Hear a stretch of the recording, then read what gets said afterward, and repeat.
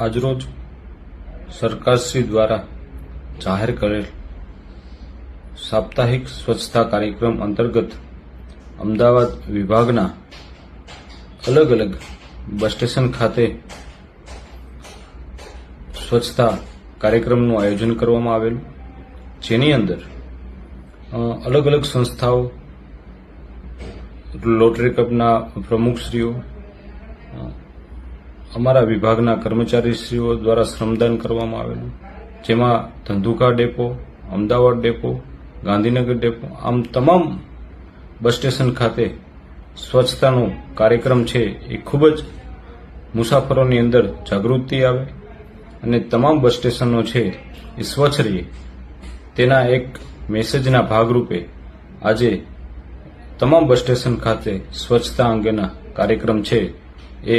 પૂર્ણ કરવામાં આવેલા છે.